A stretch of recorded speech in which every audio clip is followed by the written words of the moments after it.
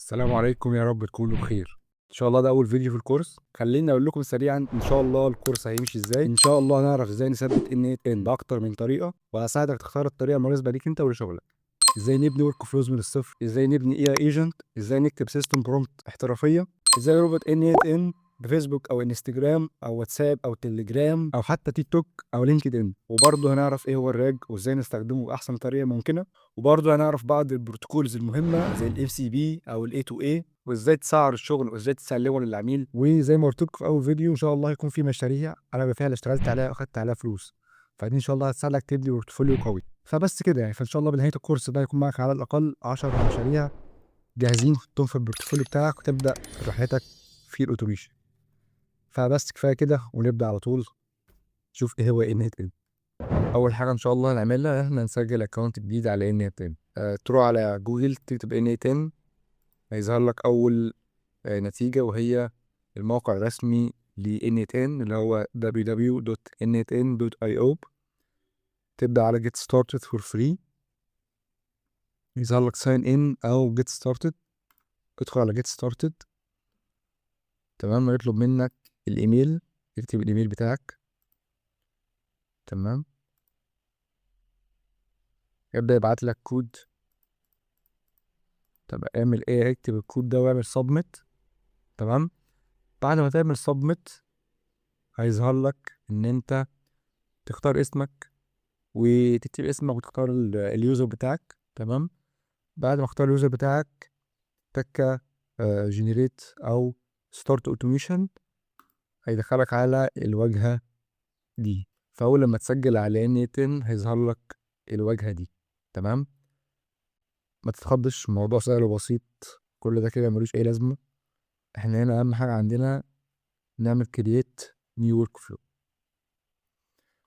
ظهر لك الكانفاس ده. شفت انت الايه، الحتت اللي هي فيها نقط ديت، الجزئية دي فقط، دي كده اسمها الكانفاس. بنعمل فيها ايه؟ دي اللي بنرص فيها نوتس جنب بعضها كده. تمام، ممكن نعمل تريجر مثلا، فتلاقي ممكن ترص هنا ايه شوية نوتس جنب بعضيها، فيظهر لك بالشكل ده. تمام، حلو. لو انت حبيت تكبر الكانفاس تعمل ايه؟ ممكن ان انت تعمل الزائد من تحت هنا، وبرضه جنبيها الناقص هنا. لو انت حبيت ترجع الكانفاس ده زي ما هو لوضعه الطبيعي لحجمه الطبيعي، عندك العلامة ديت. وحبيت تكبر ممكن ان انت كنترول بلس الماوس، كبر وتصغر. شيفت بلس بكرة الماوس، تحرك يمين او شمال. وان انت تكبر كنترول بلس البكرة بتاعت الماوس. تمام، كبر او تصغر. حلو، ده جميل كده. نيجي عند جزئية مهمة، وهي التمبلتس، اللي هي ان انت ممكن تلاقي، يعني هنا في حاليا 700 سبورت وما اكتر من كده يعني.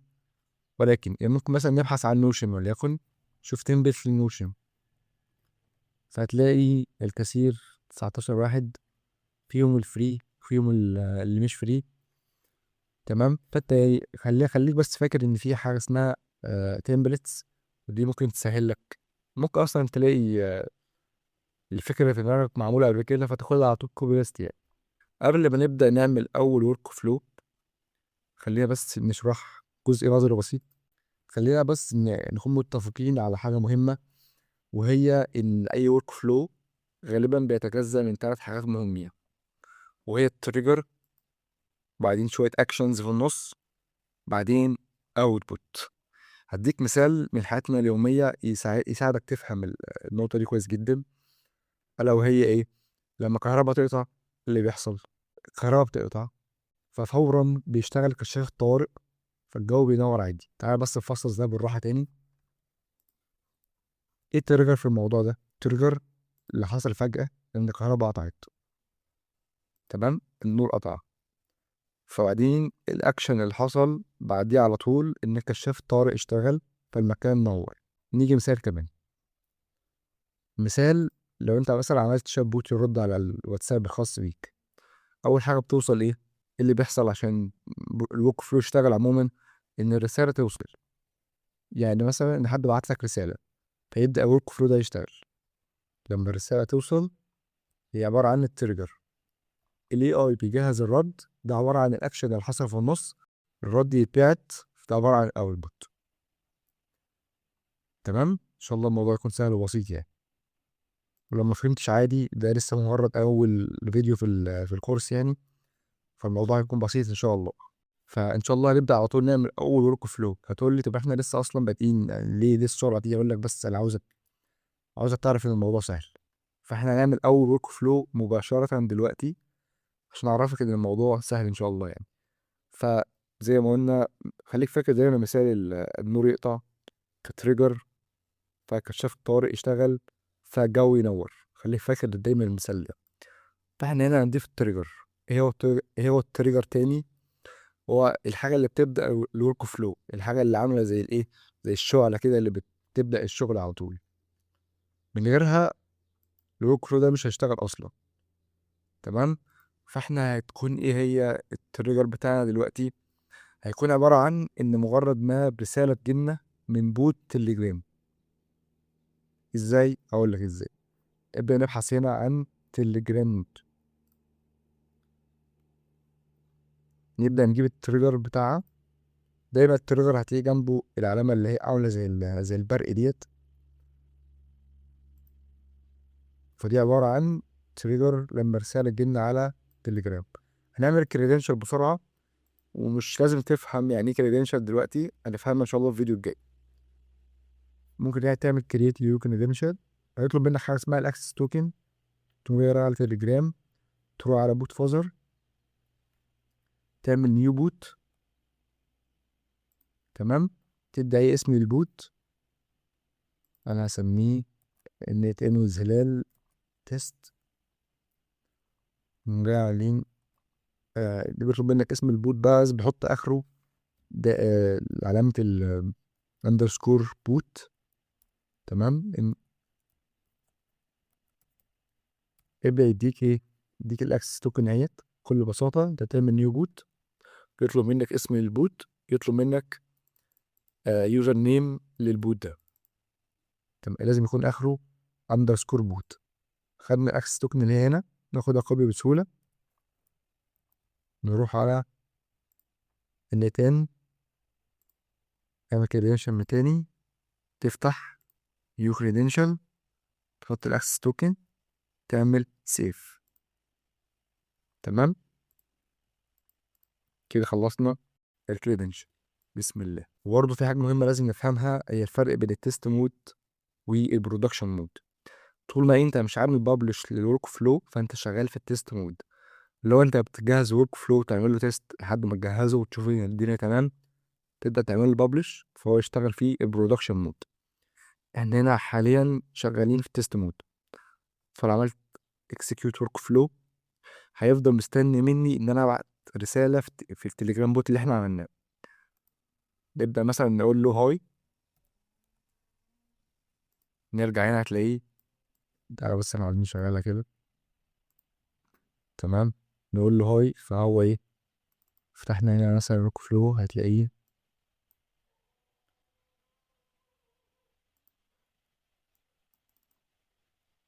مثلا ايه، ادي كلمه هاي موجوده اهي.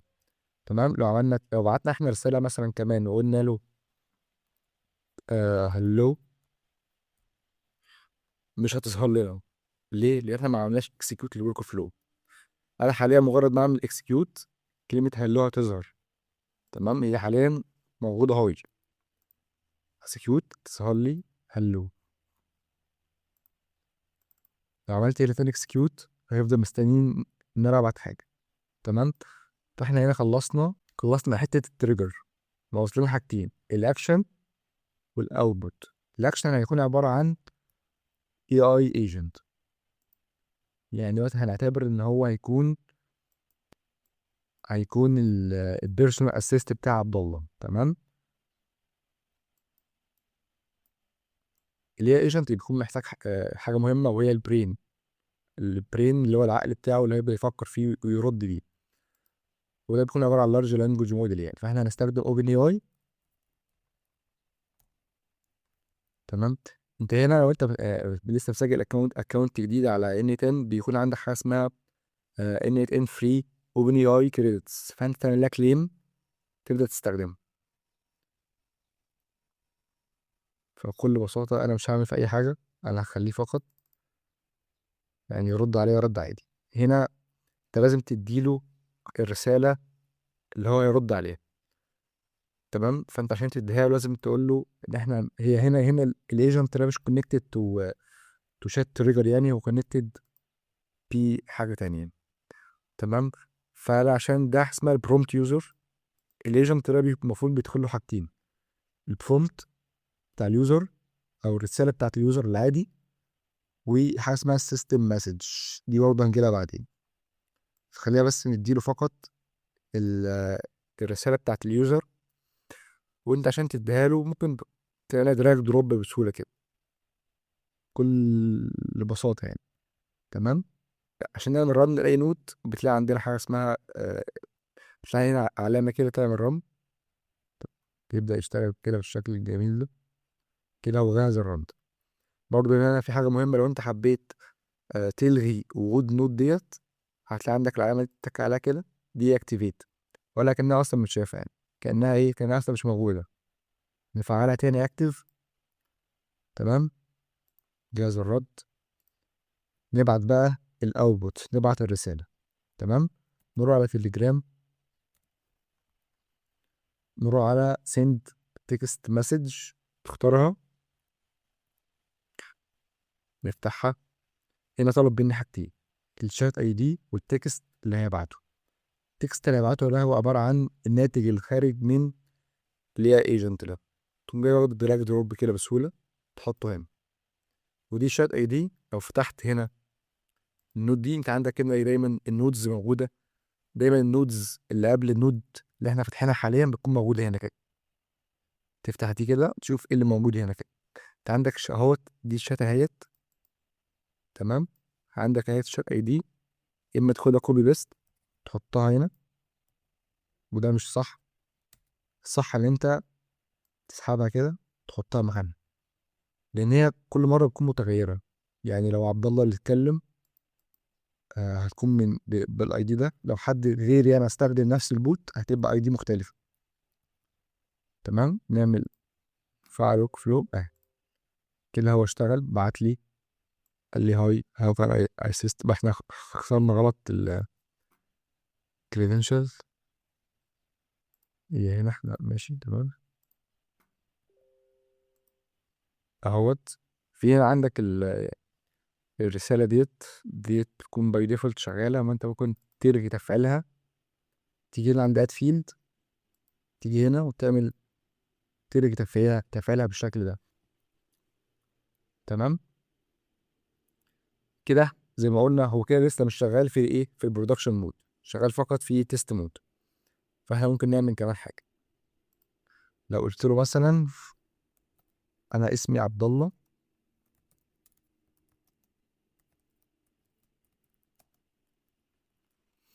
عرفني بنفسك.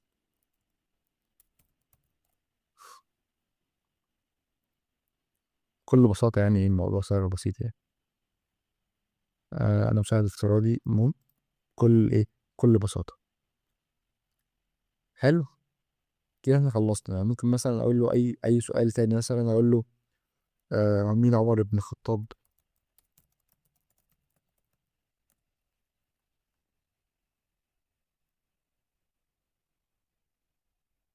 هو ليه ما اشتغلش؟ عشان احنا ما عملناش اكسكيوت ورك فلو.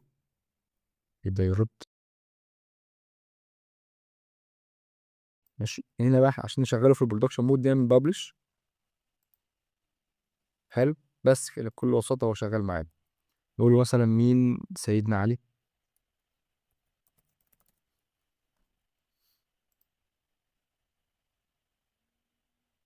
كده يبدأ يشتغل. ماشي، نعرف منين بقى ان هو اشتغل؟ بحاجه اسمها الاكسكيوشنز. تمام، اي حاجه جنبها العلامه ديت، دي يعني التست اكسكيوشن، دي البرودكشن اكسكيوشن اللي هي اشتغلت دلوقتي، اللي احنا قلنا له مين سيدنا علي. حلو، ادي الرد بتاعه سيدنا علي كذا. حلو، بس فانا بس اتعمدت ان انا ابدا ان انا اعمل لك اول ورك فلو بالشكل البسيط ده، بحيث ان انا ابين لك بس ان الموضوع سهل، هو بس عباره عن رص شويه طوب جنب بعض، وموضوع سهل وبسيط جدا يعني احنا هنا لو ظبطنا بس السيستم برومبت بتاع الايجنت ده، تمام، وضفنا له حاجه اسمها ميموري، وضفنا له كام تول، انت كده خلصت ايجنت كامل يعني بكل بساطه يعني. فان شاء الله الفيديو الجاي هنشرح شويه نظري، نشرح النوتس اللي موجوده في ان 10، وهنشرح اللي هي ايجنت بشكل مفصل نظري وعملي. فشكرا لكم، ونشوفكم على خير ان شاء الله الفيديو الجاي. سلام.